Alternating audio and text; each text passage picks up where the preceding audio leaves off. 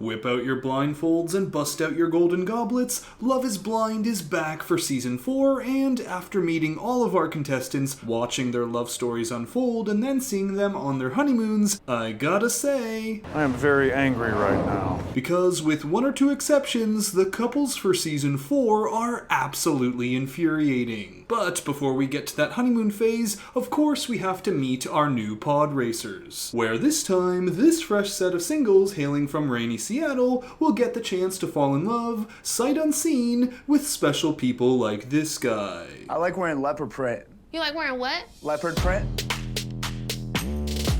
You still there? It's stupid, but it's my thing now. Are you Japanese? Korean? No. Chinese? Are you short? Let me guess. 5'1", 4'11". Alright, is this guy trying to be the next Shake? So I grew up in Alaska. Have you ever murdered anybody? Have I murdered anyone? I have not murdered anyone. Well, this is Bliss, and I mean her. Her name is Bliss, and Bliss's big match for the season is going to be a guy named Zach, who won't stop introducing himself like... I'm a stripper. Oh my god, ew, I hate that. So what do you do? I'm a stripper.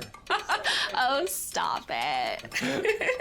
I'm a criminal defense lawyer. No, if only she had murdered someone, this'd be the perfect match. Now, Zach here quickly learns that approaching the show like a joke is gonna get him nowhere. So he starts to simmer down and open up about his childhood. My mother was a stripper. And she did that to make sure that I had food.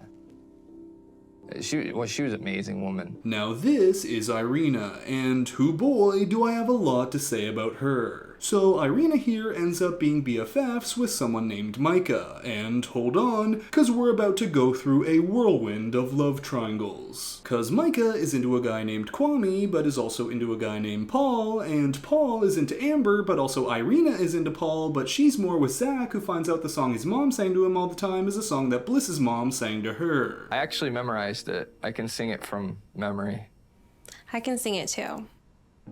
You can sing I Hope You Dance from memory. That's my mom's song for me. Like, how could I not? Bliss, how weird is that? Isn't that like a really popular song? I'm sure millions of people can sing it from memory, but okay, where was I? Now, Kwame is also into a woman named Chelsea, and that really bugs Micah. So she marches back to the pods to tell Kwame she could see a future with him, to which he says, I want to propose earlier.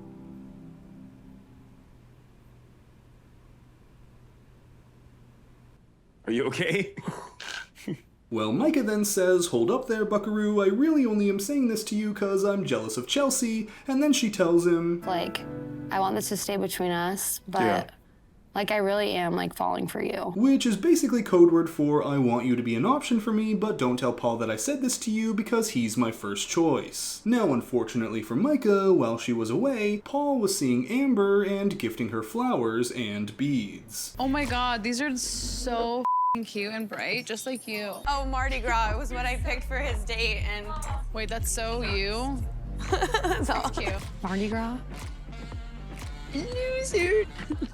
And so, in this moment, we are introduced to the worst couple from the season, and they're not even one of the ones dating. Irina and Micah, aka the mean girls of season 4. Like, take Jackelina here, who comes back to the lounge area crying after a date with a man named Marshall gets intense due to her not being able to pick him or another man named Josh.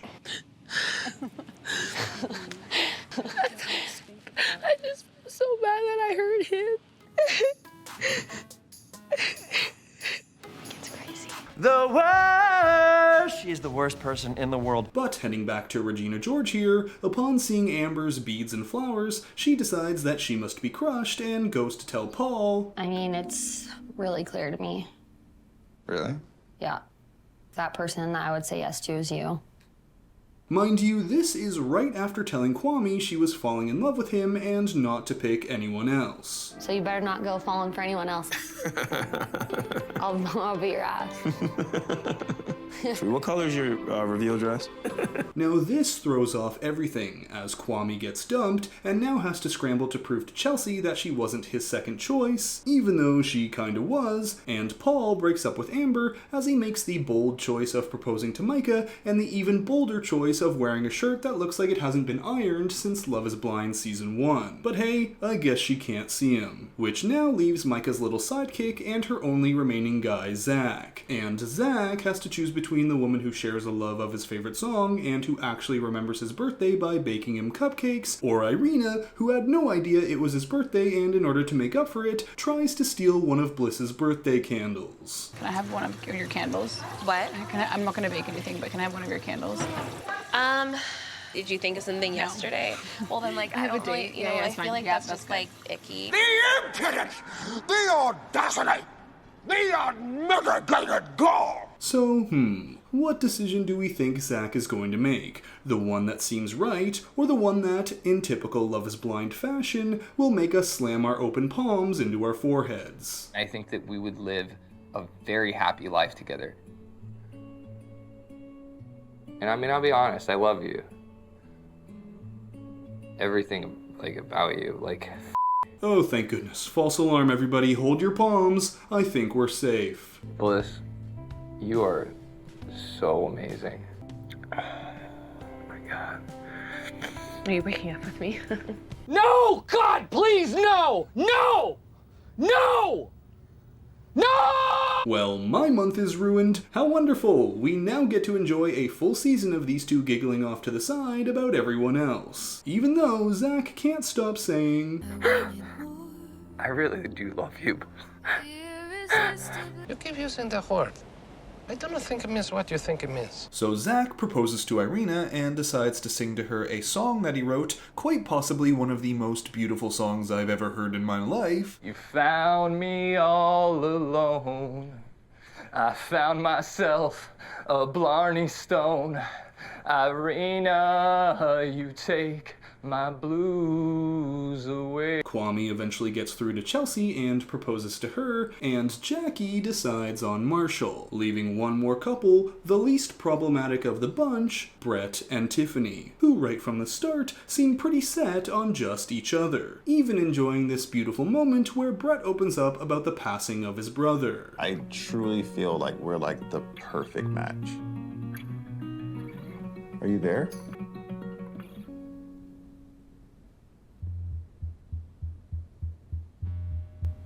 Hello? Wow, she really heard his touching story and went...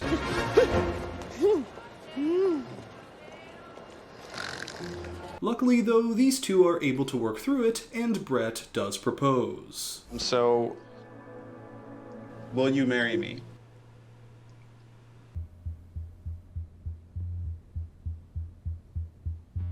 Nah, just kidding, of course she said yes. Now, before all these couples head out for their post-pod dating honeymoons, of course they have to have the face reveals, and for the most part, things go okay. I mean, Micah doesn't seem too enthused about meeting Paul, but let me tell you, nothing, and I mean nothing, tops this meeting with Zach and Irina.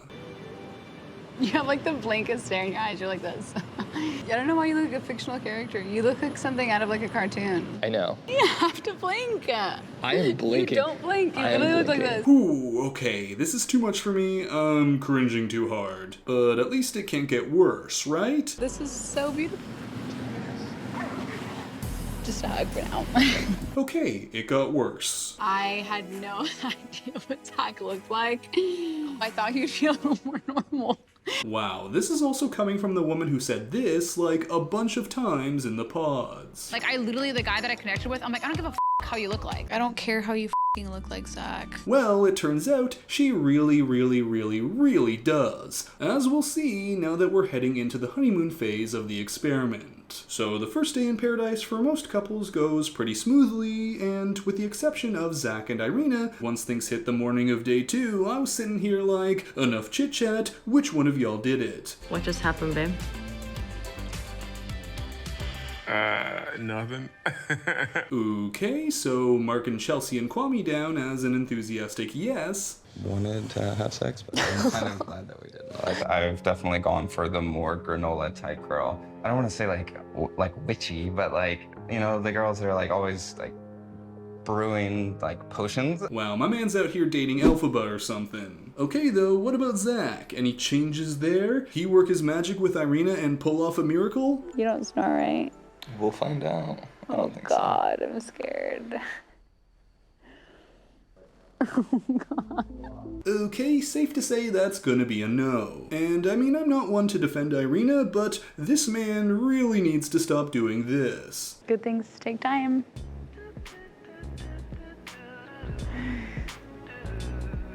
But despite all that, it seems like no matter what Zach does, no matter how great of a date they have together... This is officially the best date I've been on. Oh yeah, it's definitely the best date.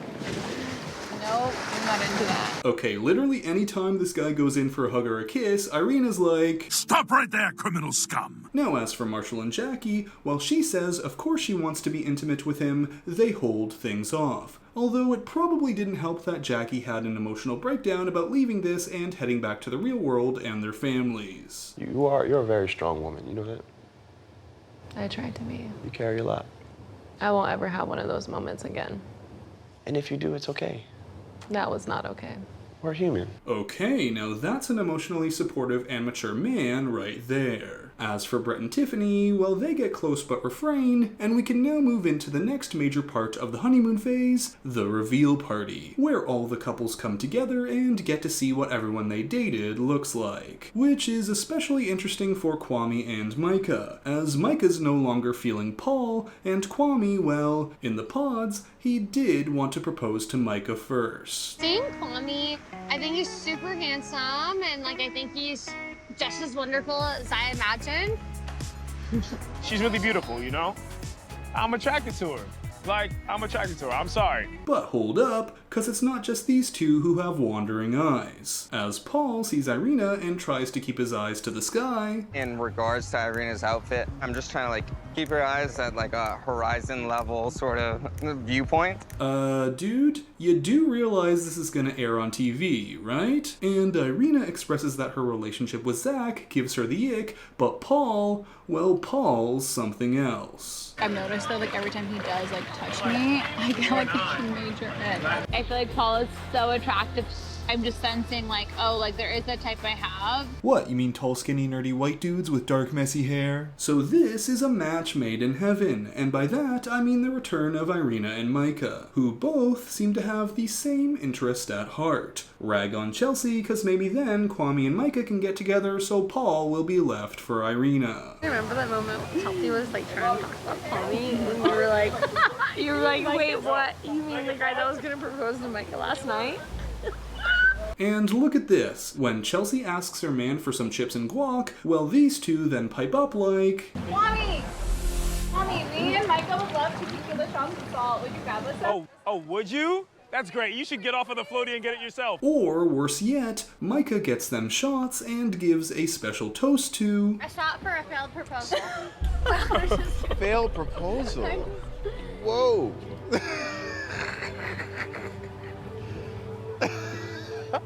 What did I tell you, huh? The worst! She's the worst in the world. Now, Kwame is not too happy about this toast. So, for the second time this pool party, he goes and pulls Micah to confront her about it. How I am is never malicious. And you know me. I'm trying to. You think I'm someone that's malicious? And you know me. And for 20 minutes of back and forth, sometimes intense, sometimes jovial chatting between these two, Chelsea is left to wonder if Kwame is still not over Micah. And then it proceeded to be like this 20-minute one-on-one conversation where you guys were laughing. Did you feel like you got closure tonight with her? Not fully, but enough. Not fully? And at this point, apart from Brett and Tiffany, there's nowhere to turn to find couples to root for. Even Jackie and Marshall had me pulling my hair out, cause Jackie would not stop talking about Zach, even though he did nothing to her. Bliss dodged a bullet. Zach is a weirdo, and Irina's Irina, the peasant. That's a weirdo. Zach need to stay 6 feet away from me at all times. Literally, please stay 6 feet away from me because I don't want to be around you if this is the way you act to people who have done nothing to you. Well, after all this, Zach has finally had enough. I mean, he's here after a week on vacation looking like he's dead. So, it's about time. If I'm not your type, and you don't think we're gonna be able to get over that, then I don't think we should go forward any further. Do you want to be in? Is this something you want? My brother in Christ, you are talking to a pillow. Of course she doesn't want to be in. So Zach goes to vent to the only man that might possibly understand, the one who's engaged to Irina's twinsy, Paul. Would you, if you had the chance, like explore things with Bliss? Here's the thought I have. Potential, you know? Here's the thought I have with Bliss.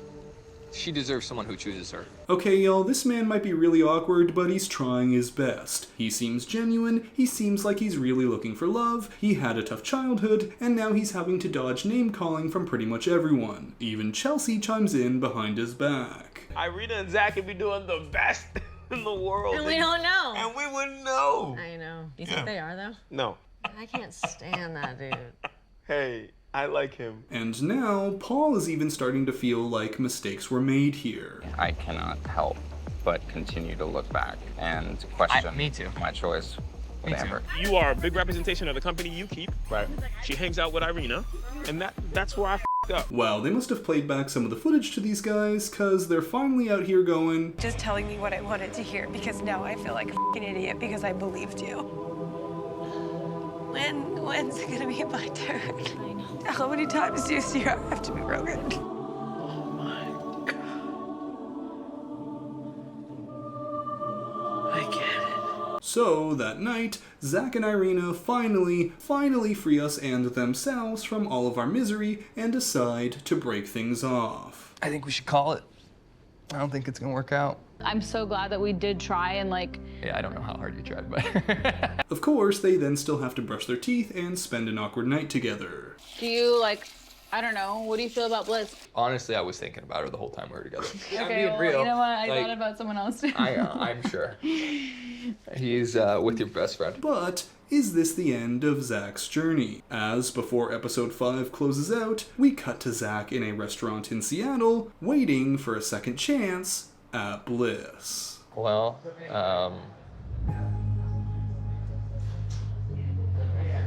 I made the wrong choice.